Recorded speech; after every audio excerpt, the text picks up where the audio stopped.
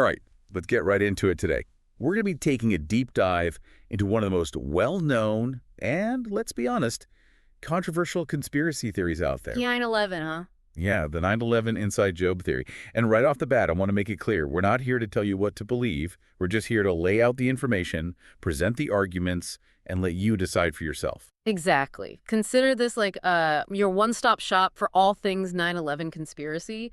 We'll be diving into the main arguments, examining the evidence, and of course, presenting those official explanations and counter-arguments. You might be surprised by some of the stuff we uncover along the way. Yeah, there's a lot to unpack. So for those who maybe aren't as familiar, the inside job theory basically claims that elements within the U.S. government were, well, involved in 9/11 attacks. Either by orchestrating them or even just letting them happen. Heavy stuff. And one of the things that often draws people to this theory is that there are, or at least appear to be, inconsistencies in the official reports. Right, right. But it's important to remember that just because something seems a little off doesn't automatically mean there's a big, shadowy conspiracy behind it. You know what I mean? Totally. And, probably one of the most visually compelling arguments from the proponents of this theory is the idea of controlled demolition. I mean, you've seen the footage, right? Those towers collapsing almost straight down at a speed that, well, it just seems too fast. And they often point to those squibs, those plumes of smoke and debris shooting out from the lower floors right before the collapse. Right. Yeah, well, they interpret those as evidence of pre-planted explosives. And then there's the collapse of WTC-7, which wasn't even directly hit by a plane, but still came down. Exactly. That's like a key piece of their argument. For them, that just, adds more fuel to the fire. I gotta say, the first time I saw that footage, it definitely raised some questions for me. Sure.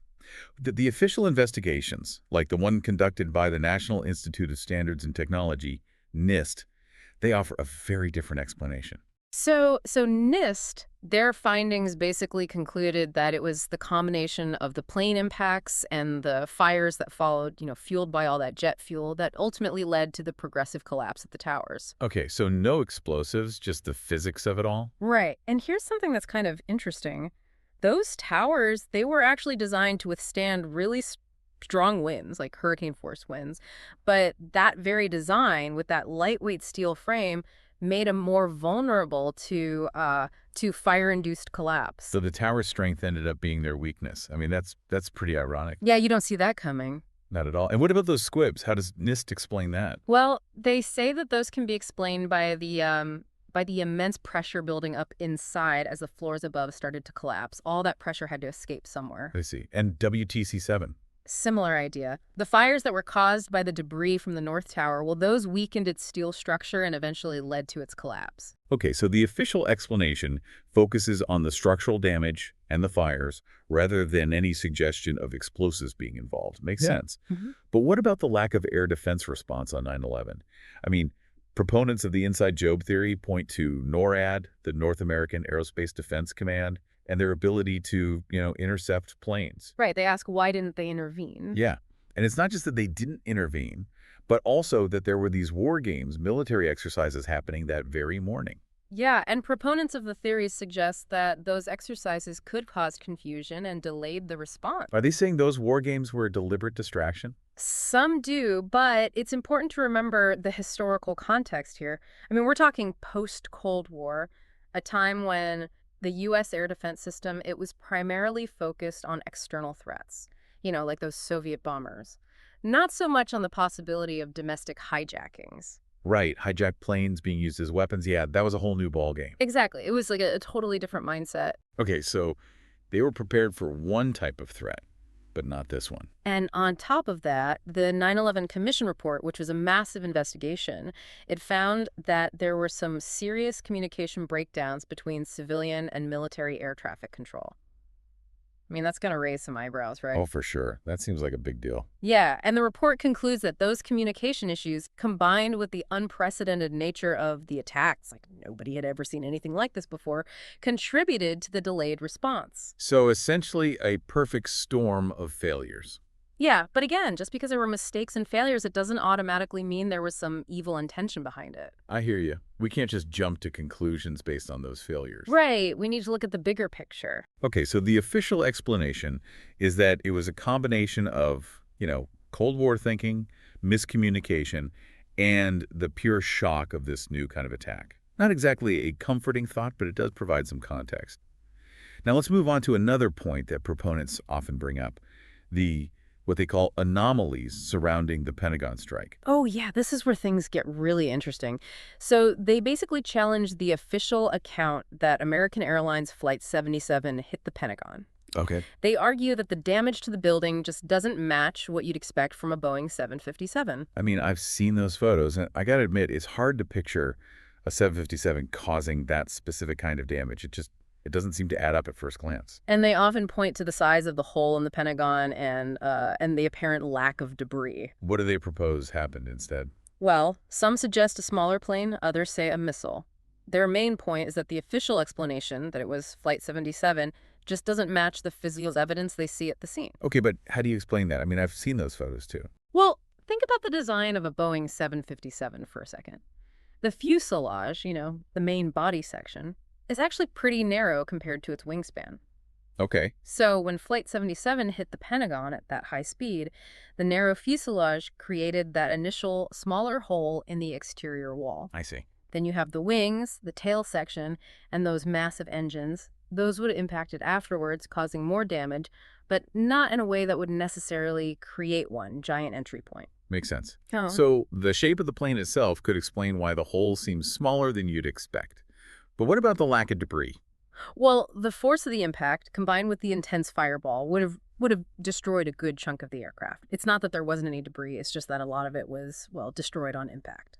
That makes sense. I mean, it's hard to imagine the force involved in a crash like that. Absolutely. But even with all that destruction, investigators did find evidence that confirmed it was Flight 77, parts of the landing gear, engine components, and, well, human remains. Right. And there were tons of eyewitness accounts from people who actually saw the plane hit the Pentagon. That's pretty hard to refute, right? Yeah, you can't really argue with that. So when you consider the scientific explanations, the physical evidence, and all those eyewitness accounts, it seems a lot harder to believe that it wasn't a 757 that hit the Pentagon. Yeah, I mean, that's a lot to disregard. It is. But there's one more element to this theory we need to talk about, the motive. If elements within the U.S. government were involved, there'd have to be a reason, right? Well, proponents of the theory point to some pretty big motives. One is that 9/11 gave the U.S. a justification to invade Afghanistan and Iraq. At least that's what they argue. So they're saying it was all a scheme to, like, grab Middle Eastern oil and gain control in the region. That's a pretty serious accusation. Yeah, pretty heavy stuff. And another argument is that the attacks were used to justify the Patriot Act, which gave the government a lot more surveillance power. So their claim is that the government basically took advantage of this tragedy to expand its control, both domestically and abroad. That's basically the idea. And they often point fingers at neoconservative members of the Bush administration, particularly those involved with, what was it called? The Project for the New American Century. PNAZ. Yeah, PNAC. They see them as like the masterminds behind it all. Okay, so why PNA specifically? Well, because PNAC had been pushing for a more aggressive U.S. foreign policy for a while before 9/11. They even suggested that like a new Pearl Harbor might be necessary to get public support for those actions. So the theory is that 9/11 was that new Pearl Harbor orchestrated to achieve those goals they already had. That's how they see it. And it's a pretty compelling story, especially for folks who were already skeptical of U.S. foreign policy. But here's the thing. Just because the Bush administration used the attacks to justify military action, that doesn't automatically mean they were involved in planning or allowing the attacks to happen. Yeah, it's correlation, not causation. Right. Exactly. And despite all the investigations, from the 9/11 Commission to congressional committees to journalists, no real evidence has ever been found to support the claim that the attacks were a false flag operation orchestrated by the U.S. government. No smoking gun? Nope. And let's not forget that al-Qaeda, led by Osama bin Laden, they had already declared war on the U.S. and had carried out other attacks before 9/11.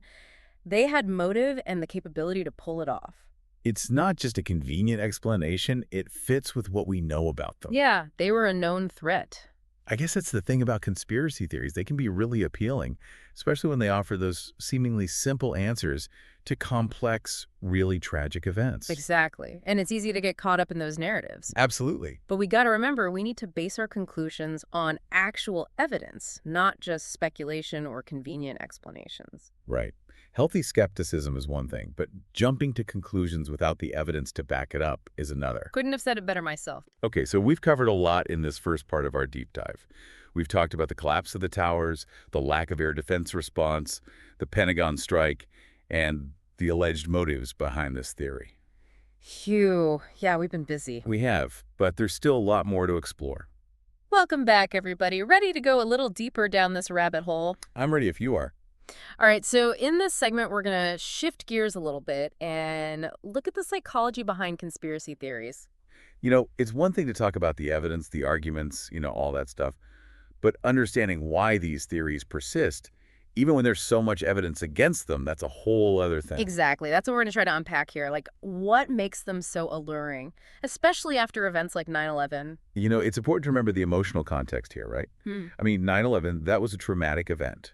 For everyone, people were dealing with fear, uncertainty, this huge sense of loss of control. It makes sense that people would look for explanations. Trying to make sense of something that just doesn't make sense. And that's where conspiracy theories come in. They offer some sense of order, of control. Even if it's a false sense of control. Right, exactly. It's a way of kind of imposing order on a situation that feels completely chaotic. Instead of feeling helpless, you can tell yourself that somebody was in control, even if it was the bad guys. It's a way to make sense of the world when it feels like it's falling apart. And a lot of these theories, they present this world where there are these powerful forces secretly controlling everything. It plays into that fear of the unknown. Oh, yeah, that fear that there are things happening that we just don't understand, that are beyond our control. It's like it makes you feel like you're in the know, like you've uncovered this hidden truth that nobody else sees. That's a powerful feeling, that sense of, like, knowing something that others don't. And that feeling of belonging, of being part of a special group, that's a big part of why conspiracy theories spread. Especially online, right? Where people with the same beliefs can connect and reinforce each other's views, even if those views are, well, a little out there. Yeah, those echo chambers can make it seem like these theories are way more popular and believable than they actually are. So I've got this perfect storm, right? You've got the traumatic event, the need for explanations, the desire for control, that allure of hidden knowledge, and then the power of community, especially online. It's no wonder these theories take root so easily. And it's not just any one type of person who falls for these theories. It could be anyone. It doesn't matter what your background is, your education, anything. Yeah, it's a human thing, not a political thing. We're all susceptible to these biases, these mental shortcuts that can lead us down the wrong path. So what can we do about it? I mean, how do we deal with this world where there's so much misinformation, especially online? It's hard to even know what to believe anymore. It's tough. There's no easy fix. But I think a good starting point is cultivating a healthy sense of skepticism. Not the kind that just rejects everything, but the kind that questions information, looks at the sources, and looks for evidence. So not taking everything at face value, digging a little deeper, asking those questions. Exactly. And being open to the possibility that, you might be wrong. That's a hard one. Especially when we're really attached to a belief or it fits with how we see the world. Oh, I know. I've been there. That confirmation bias, where you only look for information that supports what you already believe. It's easier than facing information that challenges our views. We all do it. It's tempting, for sure. But if we want to be truly informed, we have to be willing to step outside of our comfort zone. Expose ourselves to different perspectives, even ones we don't agree with. It's the only way to grow. How do you actually do that in a productive way? I mean, how do you even talk to someone who's really into a conspiracy theory, especially when it gets so emotional? Yeah, that's a great question. And changing someone's mind, that's a process. It doesn't happen overnight. It takes time, patience, and you have to be willing to engage with them, genuinely. So going in trying to win the argument is probably not the best strategy. Not at all. Empathy is huge here. Trying to see where they're coming from, what experiences led them to their beliefs, even if you completely disagree with them. It's about really listening without judging. Sometimes that can be way more effective than any argument you could make. Absolutely. Sometimes just acknowledging someone's fears and anxieties can make a big difference. Let them know you hear them. Think about building bridges, not walls. Exactly. And even if you don't convince them to change their mind, just having a thoughtful, respectful conversation, that's valuable in itself. It makes us think harder, consider new perspectives, and maybe even recognize our own biases. That's a learning experience for everyone involved. Exactly. So, yeah, we need to be careful about misinformation, be critical of what we read and hear, but it's also important to have those tough conversations, even if they're uncomfortable. Very important. Because that's how we learn, how we grow, how we move closer to understanding each other, even if we don't agree on everything. Well said. We've covered a lot in this part. All the psychological stuff that contributes to these theories, it's complicated, and there aren't any easy answers. Nope, it's messy. But it's important to talk about. Mm. Okay, welcome back to the final part of our deep dive on the 9/11 Inside Job theory. You know, we've spent a lot of time talking about the specific claims, the evidence for and against, and even the psychology behind why people believe in conspiracy theories. But now I think it's time to step back a bit and look at the bigger picture. Like, what are the effects of these theories on society as a whole? Because this isn't just an academic debate, right? Right, like this stuff has real-world consequences. The spread of misinformation can have a huge impact. Absolutely. It affects how we interact with each other, how we view the world, our politics, even our ability to make good decisions. Like it can be really damaging. One of the most obvious consequences is how it erodes trust. When people start believing in these theories, they often start questioning official sources of information. Government, the media, scientists, like, it all gets lumped together as untrustworthy. And it creates this feeling that, well, that everything's a lie, that there's always some hidden agenda. Right, this kind of underlying cynicism. Exactly. And that lack of trust, it makes it so much harder to solve problems together, to find solutions, to even agree on what's real. Like, if we can't even agree on basic facts, how are we supposed to have productive conversations? And you see this playing out all the time in politics. Ah, absolutely. Like, conspiracy theories have become mainstream. It's crazy. They're used to discredit opponents, to sow doubt in the whole democratic process. People lose faith in the system, they stop participating, or even worse, they get drawn to more extreme views. It can lead to violence. Exactly. If you believe that the system is rigged against you, then violence might seem like the only option. And we've seen this happen in real life, not just in theory. Oh, yeah, unfortunately. Think of the January 6th attack on the Capitol. A lot of that was fueled by conspiracy theories about the election. And there are so many examples of individuals committing violence because of some conspiracy theory they believe in. It's scary. It really is. This spread of misinformation, it's not harmless. It can have really serious consequences. So what can we do? Like, how can we fight back against this? Well, the good news is we're not powerless. There are things we can do both as individuals and as a society to promote critical thinking and combat misinformation. What kind of things?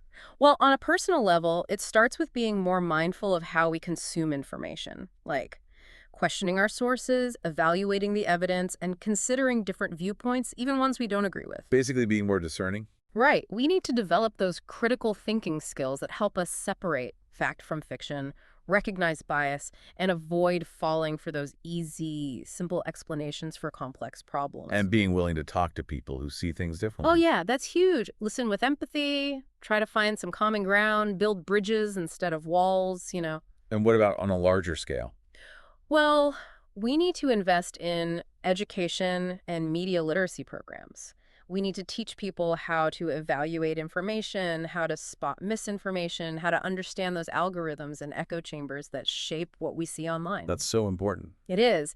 And we need to support independent journalism, fact-checking organizations, the things that help us get accurate information. Yeah, I know. And social media platforms, they need to be held accountable for the spread of misinformation on their platforms. It's a big problem. It is. We need to limit harmful content, promote trustworthy sources, just create a more transparent online environment. Sounds like a big task. It is, but I think the most important thing is that we cultivate a culture of critical thinking and open-mindedness, where it's okay to ask questions, to disagree, and to change your mind when you learn new information. It's about being open to learning and growing. Exactly. In a world where we're constantly being bombarded with information, those are the skills we need to navigate and make good decisions. Well, we've covered a lot in this deep dive into the 9/11 inside job theory. We've examined the claims, the evidence, the psychology, and the impact on society. And I think it's important to remember that the effects of misinformation go way beyond just this one theory. Oh, yeah, absolutely. This is a much bigger conversation. And I think the big takeaway for me is that in a world where information is power, the ability to think critically, to evaluate evidence, to separate fact from fiction, those are the most important skills we can develop. I agree. And remember, keep questioning, keep learning, keep having those conversations, even when they're hard. That's how we create a more informed, just, and equitable world. Thanks for joining us on this deep dive. Until next time, keep seeking the truth. And keep an open mind.